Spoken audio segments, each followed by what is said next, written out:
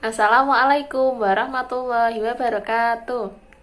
Halo anak-anak kelas 4, bagaimana kabarnya pada hari ini?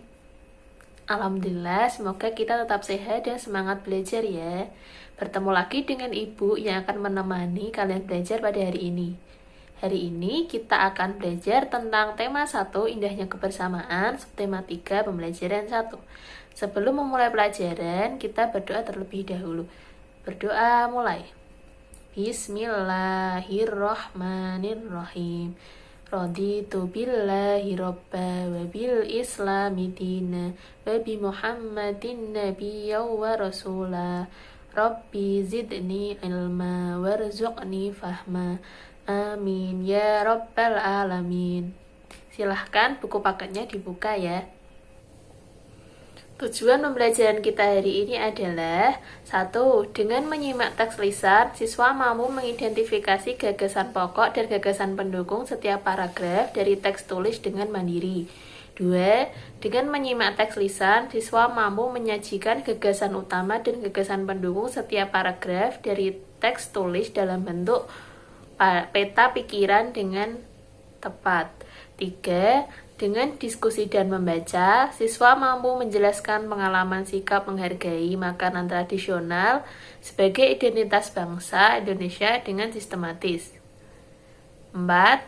Setelah diskusi dan membaca, siswa mampu mengomunikasikan pengalaman sikap menghargai makanan tradisional sebagai identitas bangsa Indonesia dengan sistematis. 5. Dengan percobaan, siswa mampu mengidentifikasi sifat-sifat bunyi, memantul, dan menyerap dengan lengkap. Yang keenam, setelah percobaan, siswa mampu menyajikan laporan sifat-sifat bunyi memantul dan menyerap dengan sistematis. Indonesia memiliki keberagaman adat, istiadat, makanan, permainan tradisional, lagu, tarian, serta lainnya. Kita perlu mensyukurinya karena dapat menikmatinya. Makanan tradisional Indonesia membutuhkan waktu lama dalam mengolahnya. Pembuatnya pun harus ahli membuatnya. Sekarang kita akan belajar tentang seorang ibu pembuat dodol Betawi, yaitu makanan tradisional Betawi. Di sini ada bacaan tentang dodol Betawi Mak Salmah. Ibu akan bacakan, kalian silahkan menyimak ya. Dodol Betawi Mak Salmah. Paragraf 1. Sebentar lagi kota Jakarta akan berulang tahun. Seperti tahun-tahun sebelumnya, Mak Salmah menerima banyak pesanan. Mak Salmah adalah pembuat dodol tradisional Betawi di kampungnya. Biasanya ketika menyambut ulang tahun kota Jakarta, banyak pertokoan yang mengadakan festival Betawi. Makanan Betawi menjadi jajanan di festival. Kerak telur, bir peletok, dan dodol Betawi menjadi primadona makanan dalam menyambut Dirgahayu Jakarta. Sudah sejak seminggu yang lalu, Mak Salmah bekerja keras. Ia dan beberapa ibu-ibu tetangganya membuat adonan dodol. Ketan, gula merah, gula pasir, dan santan dicampur menjadi satu. Membuat dodol Betawi membutuhkan kerjasama. Tidak hanya perempuan, laki-laki pun terlibat dalam pembuatannya. Biasanya Mak Salmah dan ibu-ibu menyiapkan bahan, memarut kelapa, dan menumbuk beras ketan. Adonan dituang kawa, lalu diaduk hingga kental. Proses mengaduk ini dilakukan terus-menerus selama 8-12 jam. Pembuatannya memang berat dan lama. Oleh karena itu, pembuatan dodol Betawi membutuhkan kerjasama. Untuk memenuhi pesanannya, Mak Salmah selalu melibatkan tetangga-tetangganya. Mak Salmah ingin rezeki yang diperolehnya dari dodol Betawi tidak dirasakannya sendiri. Mak Salmah juga ingin dodol Betawi selalu dikenal.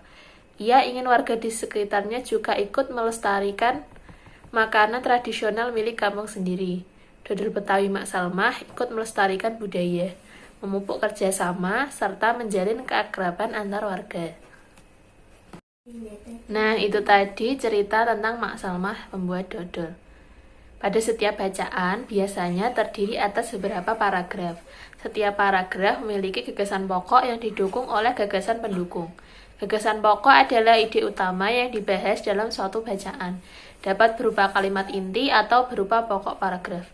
Gagasan pendukung adalah uraian atau tambahan informasi untuk gagasan pokok. Pada cerita tadi, gagasan utama, gagasan pokok itu terdapat pada awal paragraf dan didukung oleh kalimat selanjutnya sebagai gagasan pendukung. Aku suka sekali makan nasi uduk dengan irisan bawang goreng dan telur dadar. Itu makanan tradisional Betawi. Apa makanan favorit daerahmu? Apa makanan favorit daerah kalian? Apa kalian juga menyukai makanan khas daerah lain? Bagaimana pendapatmu dengan beragamnya makanan khas negeri kita? Apakah anak-anak tahu bahwa banyak sekali makanan khas daerah di negeri kita? Berikut adalah beberapa contoh. Ayo kita kenali bersama. Pertama yaitu ada sego jamblang atau nasi jamblang dalam bahasa Indonesia. Makanan khas ini berasal dari Cirebon, Jawa Barat. Nama jamblang berasal dari daerah di sebelah kota Cirebon. Yang kedua yaitu ada nasi pecel, merupakan sarapan kesukaan masyarakat Madiun, Jawa Timur. Yang ketiga ada lontong sayur. Sangat mudah ditemui di Jakarta, di Jawa Barat sebagai menu sarapan favorit. Yang keempat yaitu nasi kerawu. Nasi kerawu adalah makanan khas kota Gresik yang terbuat dari campuran nasi dan daging sapi dengan kadar minyak yang cukup tinggi. Jadi makannya tidak boleh sering-sering.